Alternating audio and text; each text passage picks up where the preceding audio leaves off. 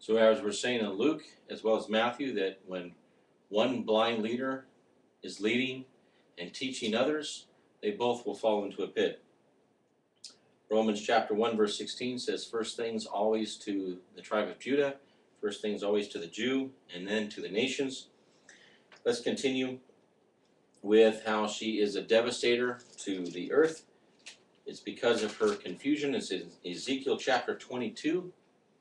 Ezekiel chapter 22 verses 1 through 5. And the word of Yahweh came to me, saying, and now, Son of man, judge the city of blood, and you shall show her abominations. And thus says the Master Yahweh, the city that sheds blood in her midst, that her time is come, and she has made her idols within herself to become defiled, and you have become guilty of the blood which you have shed, and defiled yourself with the idols which you have made.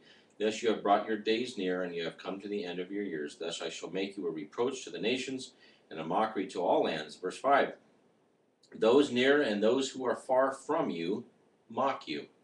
Talking about also her children, her sons and her daughters will mock her.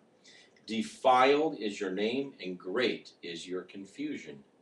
Speaks of Babylon, the land of confusion. That's what Babel means. And her land is confusion. Look up that word. It's Hebrew in the 4103, the Strong's Concordance, and it's referring to Deuteronomy chapter 28, verse 20. Deuteronomy 28, the blessings and cursings chapter, speaking of his bride. Verse 20 refers to her confusion. Yahweh sends on you a curse, the confusion,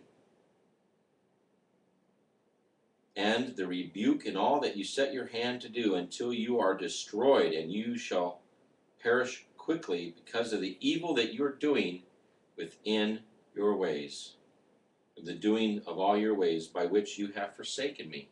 She's forsaken the covenant. She's forsaking her food, the Torah, the commandments, the statutes and judgments, everything that we read earlier. She's not eating the true food, the true meat, the true blood or the bread, the manna, which came down from heaven. Yeshua is that true bread, brethren, and Judah needs it. She's going hungry. She's starving. Her belly is being swollen, not from pregnancy, but from starvation of the real food.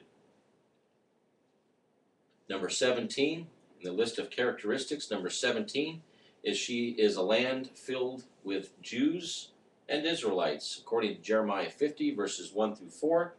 And we know that even the times of 1 Kings chapter 12, that the land was full of Jews, as well as the tribe of Benjamin and Levi. So it's true that Israel or Jerusalem has Jews, true, living there, according to Jeremiah 50, but also she has Israelites as well. There's the tribes of Benjamin, and there are some Levitical priests there under the tribe of Levi, or the banner of Levi. But as a whole, no, not all of the Israelites have returned. Number 18, she holds the cup of Yahweh's wrath in her hand, which we discussed earlier in Isaiah chapter 51. Isaiah 51.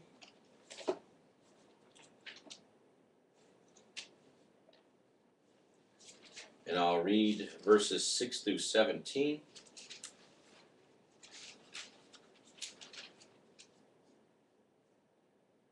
Isaiah 51, verses 6 through 17. Lift up your eyes to the heavens and look on the earth beneath, for the heavens shall vanish like smoke, and the earth wear out like a garment, and those who dwell in it die as gnats. But my salvation is forever, and my righteousness shall not be broken. Listen to me, you who know righteousness, a people in whose heart is my Torah. Do not fear for the reproach of men, nor be afraid of their revilings. For a moth eats them like a garment, and a worm eats them like wool. But my righteousness is forever, and my salvation or my deliverance is to all generations. Awake, awake, put on strength, O arm of Yahweh. Speaking of Yeshua, awake in the days of old, everlasting generations. Awake, Yeshua is coming out of his bridal chamber. He's coming soon to not only marry his bride, remarry her, I should say, but also to destroy, after the wedding supper, the honeymoon, the year that the commandment speaks of, that a man shall not go to war after his wedding. He will be with his bride for a year at least in the wilderness, and he will come back and make war upon the nations that are coming against his land. Awake, put on strength, O my arm, O arm of Yahweh. Awake as in the days of old, everlasting generations. Was it not you who cut apart Rahab or pierced the crocodile? Was it not you who dried up the sea, the waters of the great deep, and who made the depths of the sea a way for the redeemed to pass over? And let the ransomed of Yahweh return, and they shall come to Zion with singing, with everlasting joy on their heads. Let them attain joy and gladness. Sorrow and sighing shall flee away. And we know this in Revelation as well. He will wipe away every tear. I am he who comforts you. Who are you that you should be afraid of man that dies, and of the Son of Man who is made like grass? And you have forgotten Yahweh your master, who stretched out the heavens and laid the foundations of the earth. And you continually fear all the day because of the rage of the oppressor, and he who is preparing to destroy. And where is the rage of the oppressor? Bowed he hastens to be loosened, that he should not die in the pit, and that his bread should not fail. But I am Yahweh your Elohim, stirring up the sea, and its waves roar. Yahweh of hosts is his name. And I have put my words into your mouth, and with the shadow of my hand I have covered you, to plant the heavens and to lay the foundations of the earth, and to say to Zion, you are my people. He's speaking to Jerusalem, to Israel, and to the people of his inheritance, not just Jerusalem, but also all the tribes that he will gather in the end of days. But he says, awake, awake yourself. Rise up, O Jerusalem, you who have drunk at the hand of Yahweh the cup of his wrath. You have drunk the dregs of the cup of reeling and have drained it out. She's completely drunk this cup to the full. Let's go ahead and just verse 22, drop down to verse 22. Thus says the Master Yahweh, and your Elohim, who pleads the case or the cause of his people. See, I shall take out of your hand the cup of reeling, the dregs of the cup of my wrath. Never again shall you drink it. There's coming a time when it's going to get so bad in the world where not even a man will be found. It will be like the gold of Ophir. Jerusalem will be destroyed, and the nations will follow after her because of her wickedness. But let's continue. Revelation chapter 14, verses 8 through 10. Revelation chapter 14, verses 8 through 10.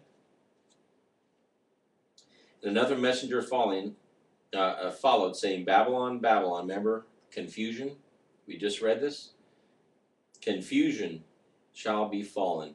That great city, because she's made all the nations of the earth drink of the wine of the wrath of her whoring. And a third angel followed, saying with a loud voice, if anyone worships the beast, or the nation that will control Jerusalem, the Antichrist at this time, and his image shall receive his mark upon his forehead or upon his hand, he also shall drink of the wine of the wrath of Yahweh. If you bow down like in Nebuchadnezzar's day, you bow down to this image, you receive its mark, or worship it, you will go through the same wrath that is coming upon the beast and Jerusalem. Drink of the wine of the wrath of Elohim, which is poured out undiluted in the cup of his wrath, into the cup of his wrath, and he shall be tortured with fire and sulfur before the holy messengers and before the Lamb. This is something you do not want to be partakers of. And this is why it says in Revelation 18:4, to come out of her, my people, lest you be partakers of her plagues and her sins. Revelation chapter 16, verse 19. Revelation 16, verse 19. And that great city became divided into three parts, and the cities of the nations fell, and the great confusion of the great Babel was remembered before Elohim, to give her the cup of the wine of the fierceness of his wrath. She's going to get a double punishment because she was supposed to be the light to the nations, an example to all of the Gentiles around her, to show them that this is the proper and true way of Yahweh. And this is how it works, and the blessings that come from obedience. And instead, she's going to be wrath and anger from Yahweh upon the nations because they have followed in her footsteps. You can continue Jeremiah 50, verses 10 through 14, Jeremiah 4, 1 through 6, 26 through 28, Jeremiah 6, 1 through 12, Jeremiah 7, 17 through 20, 28 through 30, Jeremiah 25, 15 through 38, chapters 44, 6 through 10, Ezekiel 5, 3, Ezekiel 6, 1, and read Ezekiel 9, 1 through 11. You can read all of these. Speak of the cup that Jerusalem holds, the cup of Yahweh, the cup of his wrath. Number 18a, again we spoke that the nations will drink after her. Jeremiah 25. Jeremiah 25.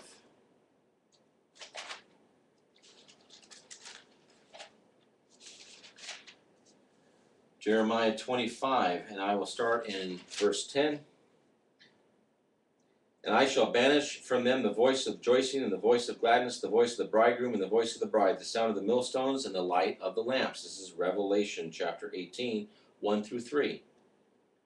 And all this land shall be a ruin and a waste, and the nation shall serve the king of Babel 70 years.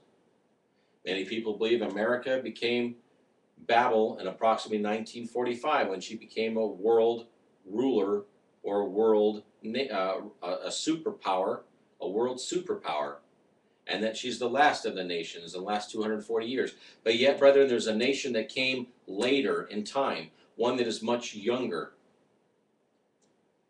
And I believe it's Israel, 1948. For 70 years, she will rule the world.